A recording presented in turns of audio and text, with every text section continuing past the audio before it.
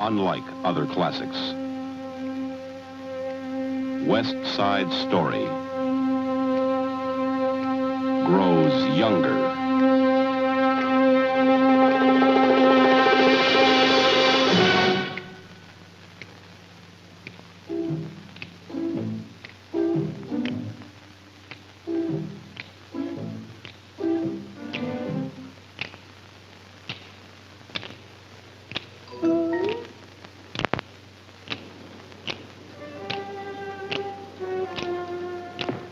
All right, now, come on. Shoot it, man, shoot it.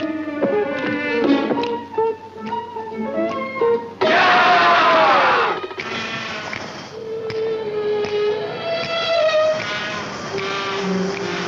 You hoodlums don't own the streets. Go play in the park. Keep off of the grass. Get out of the house. Keep off the block. Get out of here. Keep off the wall. A gang that don't own the street is nothing.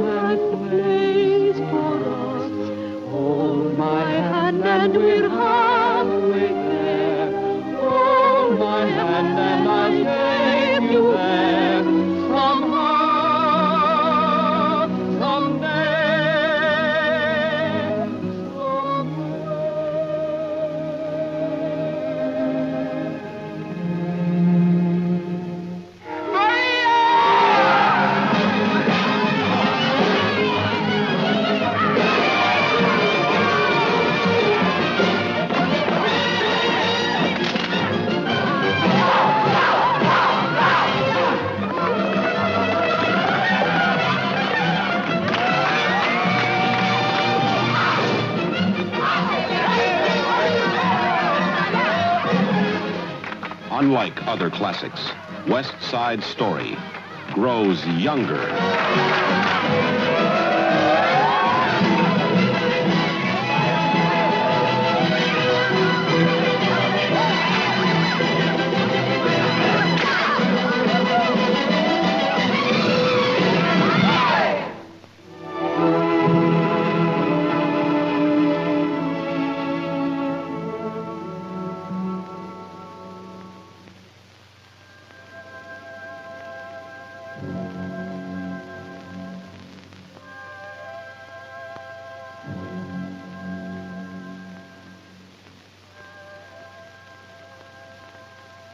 Gorgeous.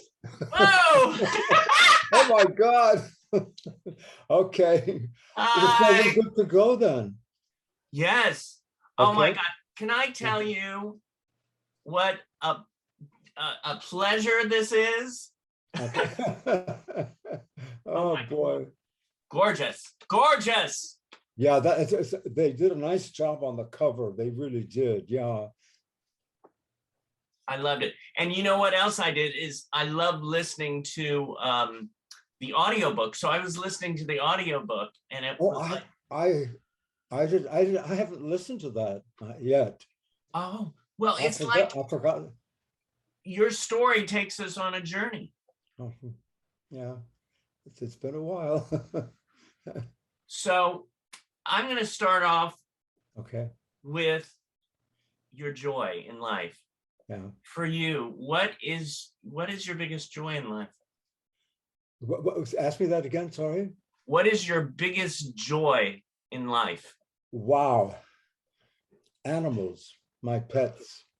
Yeah. Oh, what kind? What? How many pets do you have? Yeah. Well, I've had a few pets over the years, and my most recent was a beautiful full-size greyhound. Her name was Nebula, and I lost her about 4 months ago. Oh, I'm so sorry. So it's been, well, I miss her every day. I mean, it's just awful, but because I love her so much. So anyway, so she was my newest and my latest. Yeah. And Nebula. How did you get the name? How did you name her? She's a rescue, and that was the name she came with. Yeah, yeah. Okay. She was 6 years old when I got her, and oh God, I can't say enough about how incredible she was. Oh wow. Oh God. It's a child. It's a child, isn't it? I think it's even more than that somehow. You know, I've you know, we've all lost animals and people, and this might sound really awful for me to say it, but there's something more difficult losing an animal than a person somehow. I don't know why that is, but that's that's my experience. Yeah. I understand, you know, I can relate because when I think it was around when I was 12 or 13, I lost my dog Billy, and I was there with him at the end, and it was like it's something that's ingrained in my head. Yeah, yeah, absolutely. Yeah. A day doesn't go by that I think about her many times in the course of a day, you know. Yeah. Right. Well, it's interesting too that you say the thing that brings you the most joy is animals. Yeah. And then from the joy we went to the loss of it. So it's interesting how the circle of life. I mean, there are other joys, but that was the one that came to mind right away, you know. Right. Yeah. Yeah. Well, it's interesting too, because one of my biggest joys now are one of my favorite sounds are the sound of birds in the morning. Oh God, yeah, yeah. And one of the things too lately is hummingbirds, because it's that connection for me from people who have passed on. But it's interesting. There's something, I think that I've always thought there's something magical about hummingbirds. You know, they're just these rare, gorgeous creatures and they're perfect creatures because they don't kill anything. I mean, they're to survive. And listen, and the distances that they fly, good Lord. Anyway, but they're so beautiful. Yes. Yeah. Yeah. I know during my next life, I'd love to come back as a hummingbird. Yeah. Oh boy. Yeah. So, I mean, I want to, of course, get to this. I mean, I had a whole introduction, but for you just to come on like this, it's like I'm just flowing with it. I mean, of course, you've been on Dallas and Santa Barbara, and there's Superboy, and there's a list of long, of course, West Side Story. And I was listening again to the book and taking you in this last week, and just I'm getting shivers now because it was just so wonderful, and just for me it was a joy. The last week was a joy being engulfed in your life. Thank you so much. Thank you. Oh, my pleasure. I know that this was one of the questions about West Side Story. I know, of course, you in the film you played Bernardo, but right before that you were playing Riff. And then even when you left, you went back to playing Riff. I did, yeah. After the movie, I went back to the play. So how was it?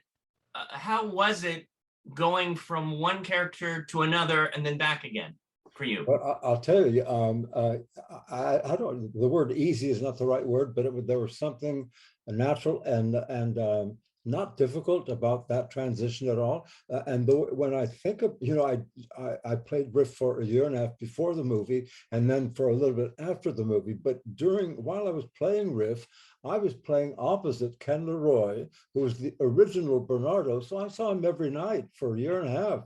So there was osmosis, even though you're not thinking about it. Yeah. So he was a lesson. to me. So making and also one of the other beautiful things, you know, in the stage version, Riff.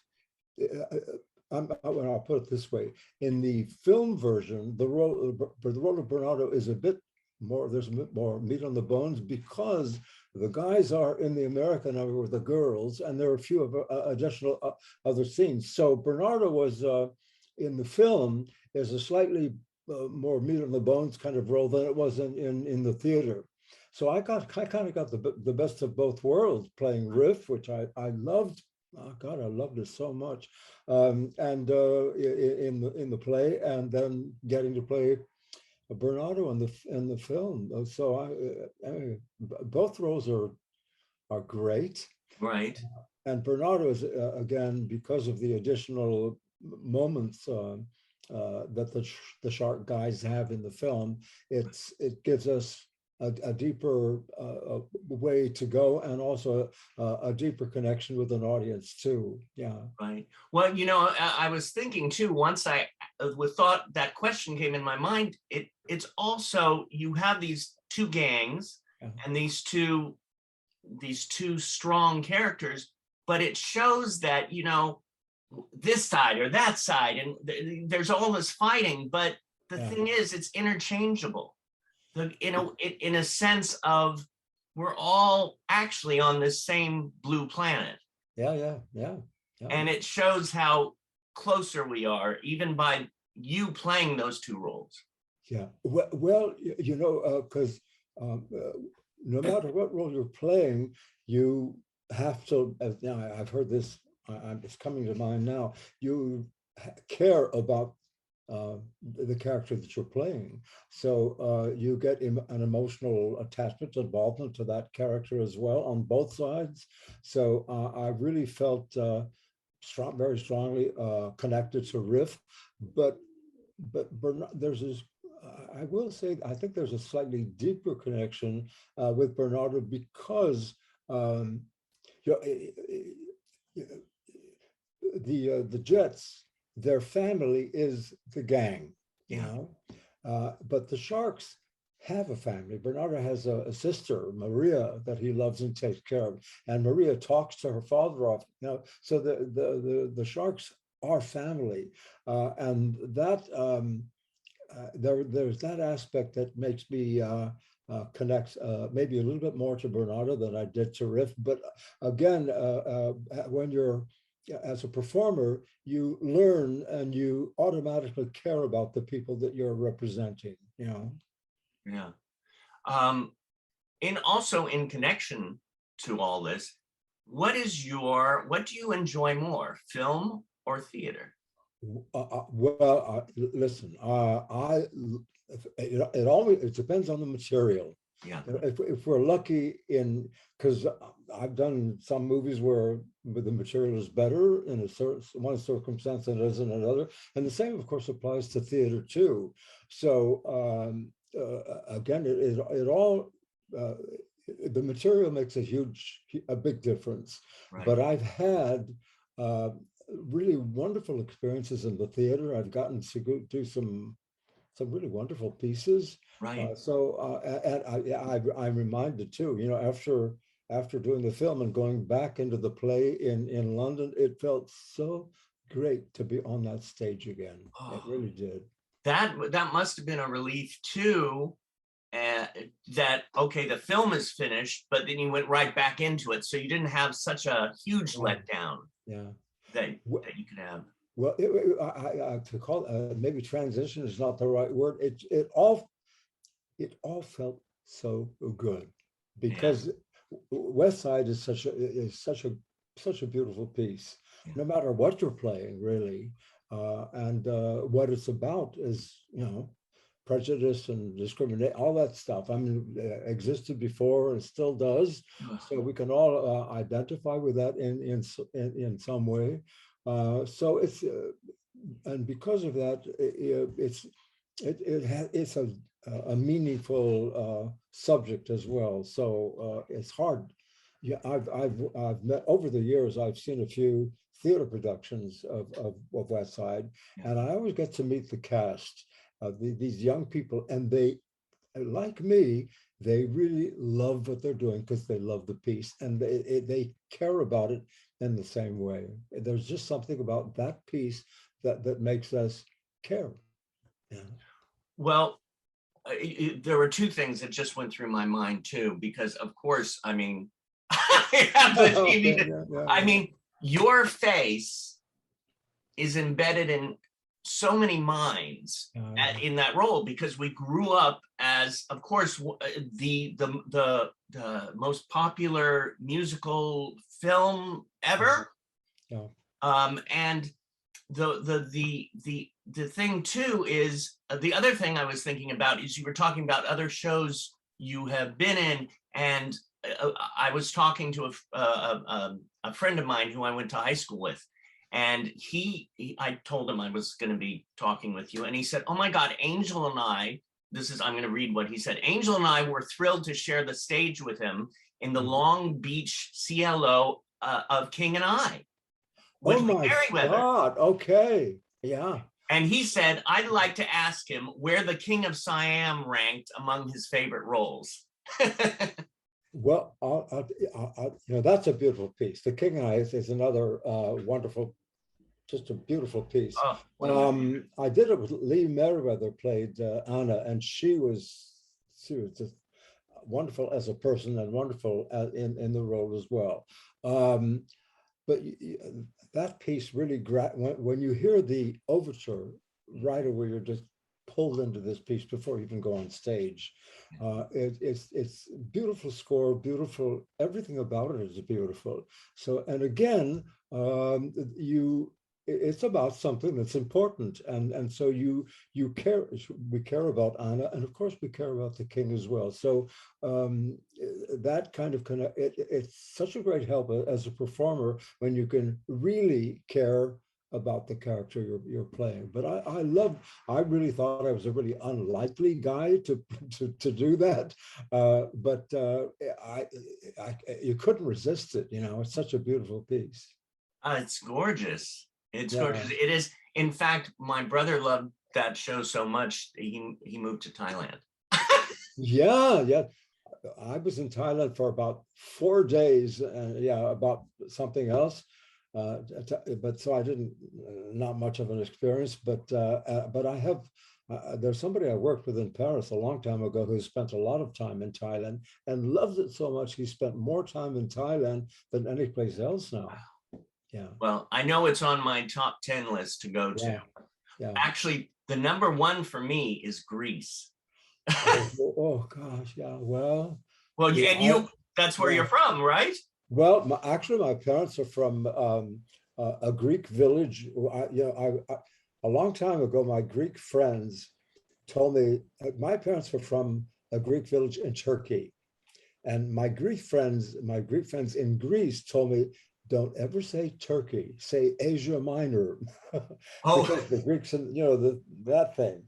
So, but anyway, so my parents are from a Greek village in Asia Minor. And they emigrated to this country separately. My father came over first, and then later, when his father was finding young women for him and his brother to marry, he went back. My grandfather went back to the village to find 2 girls to marry his 2 boys. And so it was an old-fashioned arrangement, and it worked. My mother and father were just 2 of the greatest people you'd ever want to meet. So they were anyway.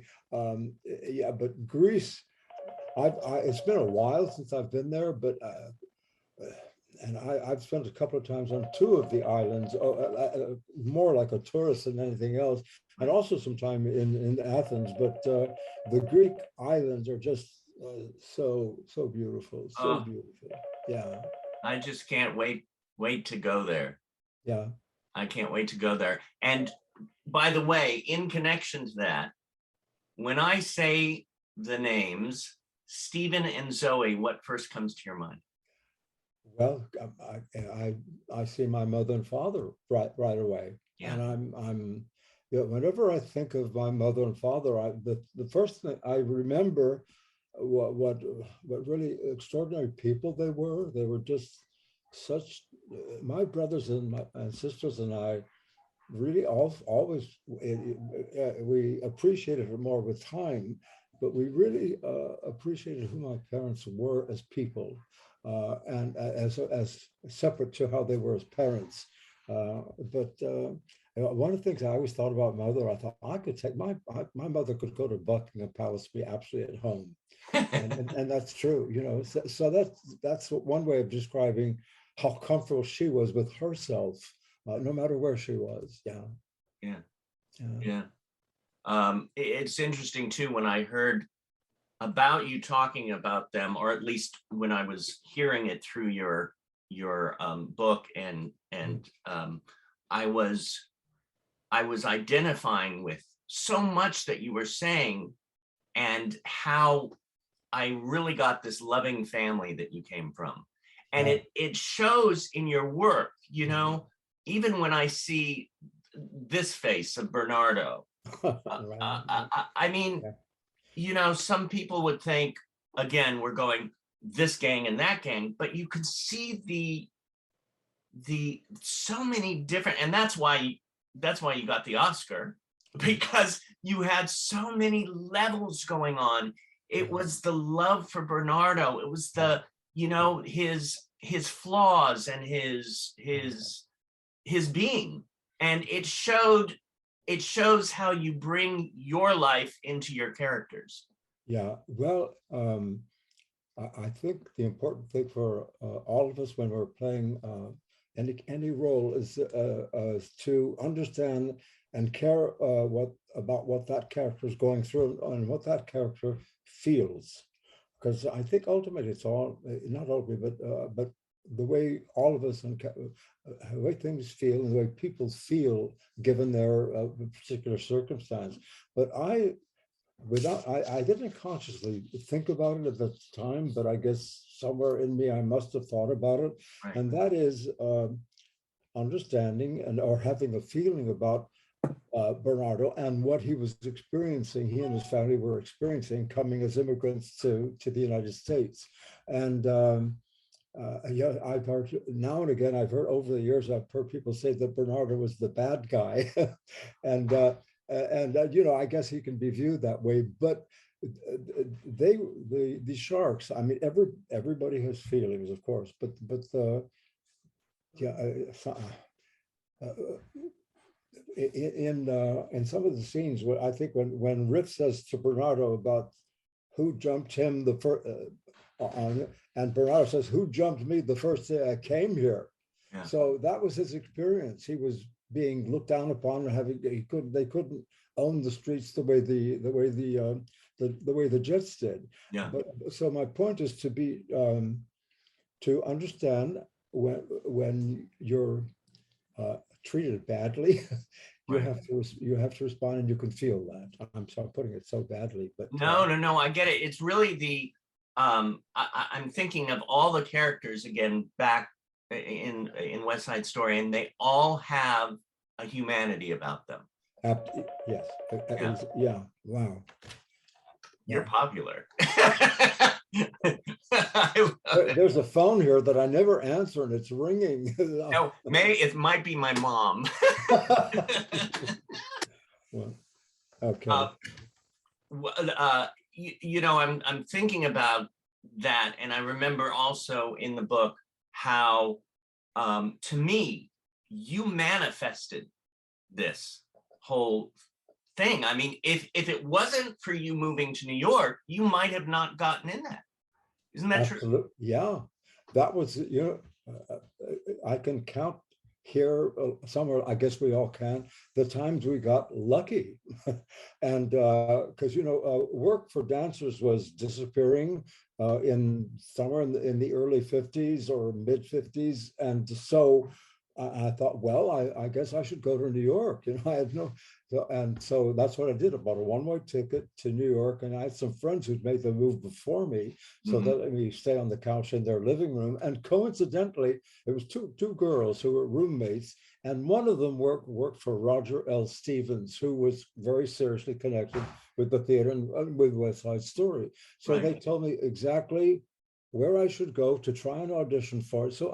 So again, because I was got to New York, and time-wise, it was just the perfect timing. And because the girls knew how I should go about trying to audition, was a lucky kind of coincidence. So, but yeah, sometimes we get lucky, and that was one of them. Yeah, yeah. I'm thinking too, as you were saying that, and I was thinking of the other roles that you have played, and going back to The King and I mean, you played the king, and there you did 2 films with Yul Brynner. Yes, twice. I worked with Right. Yul twice. Yeah. Well, hey, wow, Yul, he was. Yeah, I've got goosebumps thinking about him. Yeah, he was, and he was a lot of fun too. He was a serious photographer. That was a hobby of his. Right. And so when he wasn't working, he was always, not always, but very sometimes around with his camera taking pictures. When the first time I worked with him was in a movie filmed in Japan. And then the second time was a film that was done on location in Mexico, in Mazatlan. Yeah. That was a costume picture called Kings of the Sun. And very, very different movies, very different subjects, you know, but he was, I mean, he was such a strong presence. Yeah. And he, you know, there are two actors whose voices I always notice, Humphrey Bogart and Yul Brynner. They had these wonderful voices and I always thought, because they had these beautiful voices, speaking voices, that it meant their performances were sort of minimal and really focused and kind of laser beamed. So it made their performances even stronger. And Yul was one of those. Yeah, he was very strong presence in movies. Absolutely, yeah. Yeah, it's again, you can almost, I don't want to say smell him, but Yeah. you could Yeah. taste his presence. Yeah. Yeah. And that was the beauty of Yul in on film, because it really was a very strong presence, you know. And what great casting to have the 2 of you. But I even that picture, that snap is my old friend Corey Allen would say, it's just a print. You know, the 2 of you on screen together, to have this energy. Yeah. And that happens in all of your work. I mean, and that's why you won the Oscar, the 2 of you, you and Rita. The combination of you 2 were like, it was like you flowed together. Yeah. You know, getting back to the word feeling, how things feel, Rita playing Anita, you know, that her last scene is called the taunting scene, where she goes to the drugstore and the Jets attack her, and that scene is so rich and so deep in feeling, and you feel it when you watch it. And all of West Side Story is really about feeling. Cool, which is such a great number. People often talk about the America number, which is great fun, right. But Cool is a very, I just talk about feelings. And Tucker Smith, who played Ice and who sings Cool, and Cool is all about feeling. And so I think, so audiences could feel it too. So I think things engage us differently when we, as an audience, can feel it too. And I think I've often thought, you know, you can't sit through all of West Side Story and not feel something. Anyway, I'm sorry, I'm wandering around. No, I love it. I'm going with the flow here, and it's a beautiful journey. Yeah. And that brings me to pride. I don't know the word pride. That, and you seem to have this pride. What in your life, what moment in your life comes to your mind when the most prideful? Prideful, P-R-I-D-E?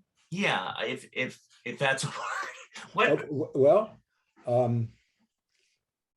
Gosh, and by the way, that's one of the things that's so important playing Bernardo, because he was very proud. Mm-hmm. But for the right reasons, I think. And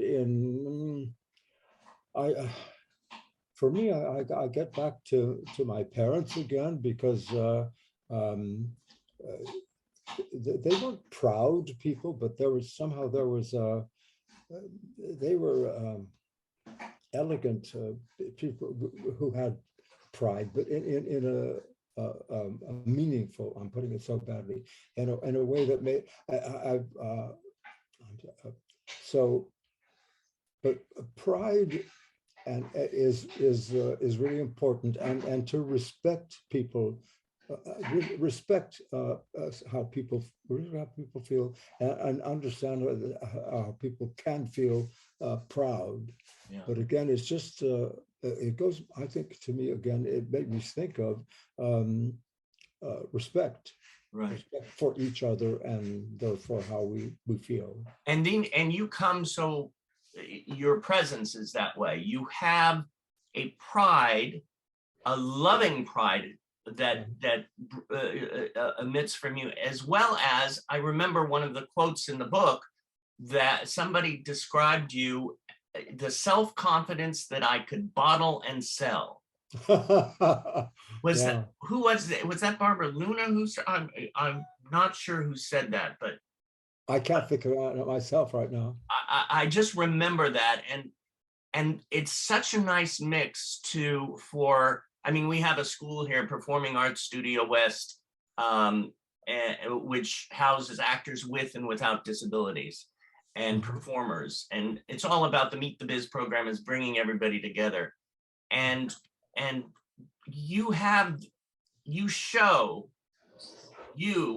George, show that a person can have pride, strength, self-confidence, and be loving.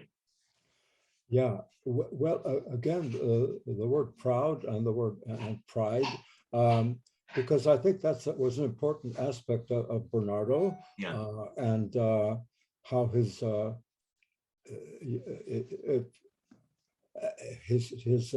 not being respected makes your pride come to the forefront of your behavior in some way, but it's also appropriate. You know? Right.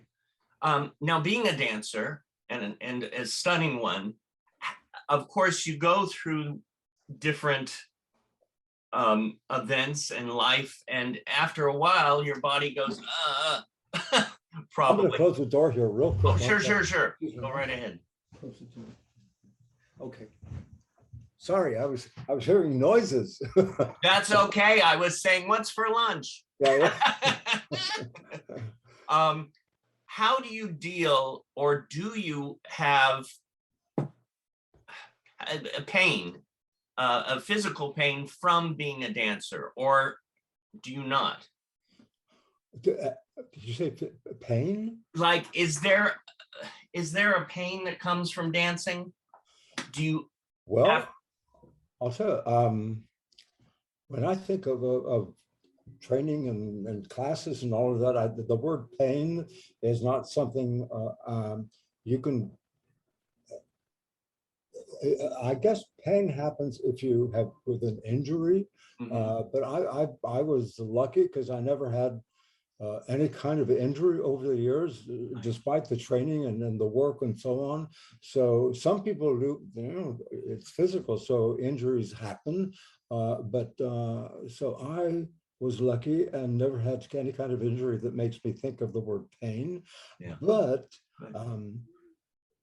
you know, when you're working that hard every day, you do feel in your body, you do feel the work until it has a chance to recuperate from what you've been doing on a particular day.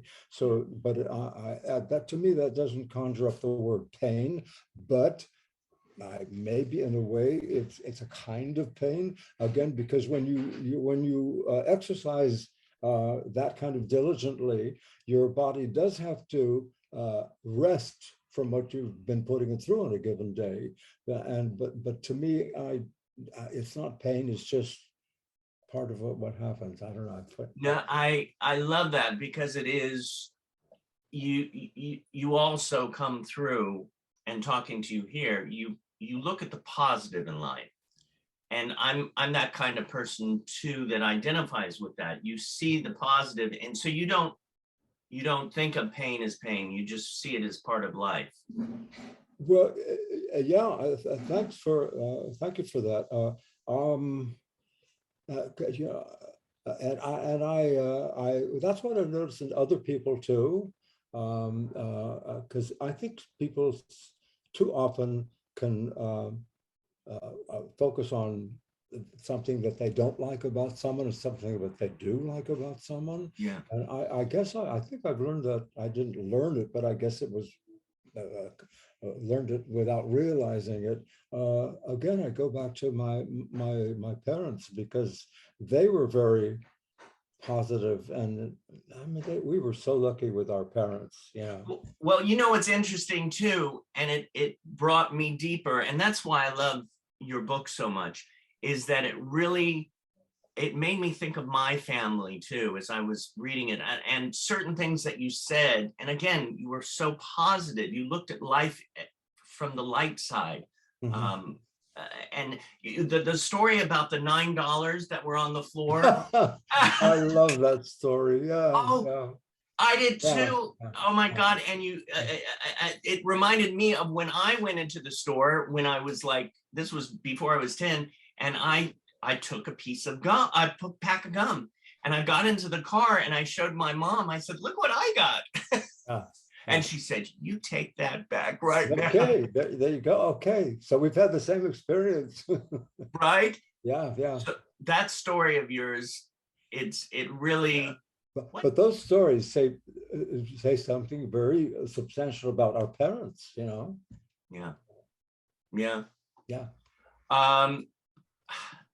You know, I was thinking about friends forever and how you keep that, and how a friendship lasts. And Yeah. I saw that. I know you probably have certain friends in your life. The ones, of course, that we see from the public viewpoint is you and Rita. It seems like you've stuck together throughout all these years. How do you make things like that last? Well, yeah, I go back to with the experience we all shared, and that is working on West Side Story. I mean, I think almost all of us in that cast have remained friends over the years because we share that experience, and it's an important one. Yeah, I'm godfather to Rita's daughter, Fernanda. Of course, I knew her husband Lenny as well. So I mean, this goes back to what, 1961. Yeah. So yeah. So and you know, I think I remember we all worked really hard on this movie, but we had such a great time, and we played and we laughed a lot. And I think that's a really bonding kind of experience too. Yeah, humor, fun. Yeah. A few people wrote on the internet, and Johnny Rocks Knoxville, Hollywood. Johnny Rocks Hollywood said, which director would you like to work with if you could right now, and why? Well, I'll tell you what, it's somewhere in the 60s, Elie Kazan wanted to meet me, so I met with him in New York. Right. We sat in his office for about 3 hours, and I didn't really totally understand or respect who he was at the time. Yeah. But he did a movie called America, because his background from Turkey is very much like my parents. It's the same kind of experience. And I think for about, after I met with him in his office in New York, then he said he wanted to meet again when we got to Los Angeles. That never happened, and he did find another actor to be in that movie. But when I think I would have loved to have been able to work with him. Mm-hmm. Yeah. Mm-hmm.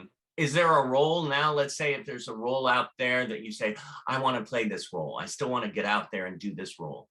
Well, I didn't know exactly what his movie was about when I met with him, but I knew something about him, and I thought about it after the meeting with him as well, and and in ensuing years, I have thought to myself, wouldn't it have been great to have been able to work with this particular director? Director.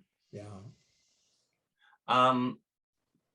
Gosh, you know, here's a question that Corey Allen would say in our class all the time. He would ask this at the beginning of class: what do you want the most at this moment in your life? Wow.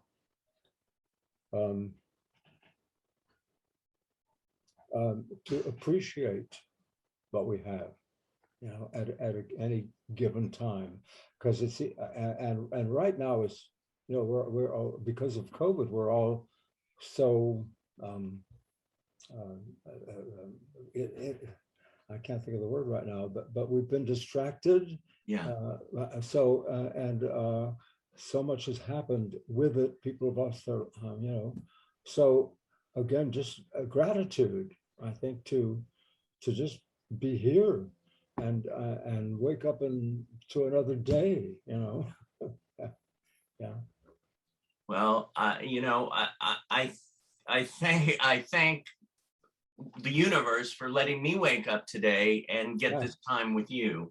Yeah. Because it's really been a joy. One quote that I saw that you have is, and this is from you: no matter how dark the moment, love and hope are always possible. Yeah, I you know, some years ago, I think it came, Larry King, I think, asked different people for a quote of some kind, and that's the one I came up with, and I really think it's true, you know. Depending on what's happened to you, the moments can get dark, and you think, you know, but if you, no matter how dark the moment, love and hope are always possible. So if you can get past the part that's too dark for you, if you can get past it, you're okay. So that's love and hope, you know, getting past the dark moment. But no matter how dark the moment, I think that's true. Love and hope are always possible. Yeah. Yeah.